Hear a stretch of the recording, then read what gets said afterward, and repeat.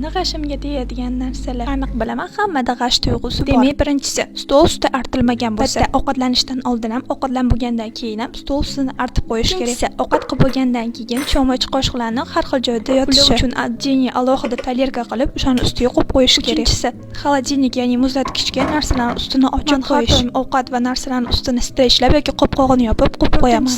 Rakvinani mana shu joyi to'lib turishi. Uni обязательно har doim ichida yuvganda bo'shatish kerak. Chunki juda ham xunuk ko'rinadi. Beshinchisi, rakvina juda ham kir bo'lsa ham yomon g'ashim keladi. Shuning uchun har kuni kechqurun ichida yuvib bo'lganimdan so'ng ko'pirtirib rakvinamni ham yuvib olaman. Keyingisi, oshxona stol cho'chig'laridan yoqimsiz hid kelishi hamda ularning nam holda turishi. Har ichida yuvib bo'lganimdan keyin ularni ham suv bilan yuvib, yaxshilab siqib, quritib, yoyib qo'yaman. O'shanda sasib qolmaydi. Shu o'rinda changlatdaning ham kir bo'lib turishi umuman yoqmaydi. Shuning uchun har chang va oyna artib bo'lganimdan keyin suvlab ko'pirtirib, yaxshilab yuvib qo'yaman. Va chang artgunizcha oppoq bo'lib turadi. Keyingisi bo'lsa, ovqat qilib bo'lganingizdan keyin keladigan yog' hidiga vashshi yomon g'ashim keladi. Shuning uchun har doim ovqat qilib bo'lganimdan keyin обязательно kiyimimni almashtirib olaman. Balog'at yoshidagi va yaqinda to'yi bo'lgan qizlarga jo'natib qo'ying.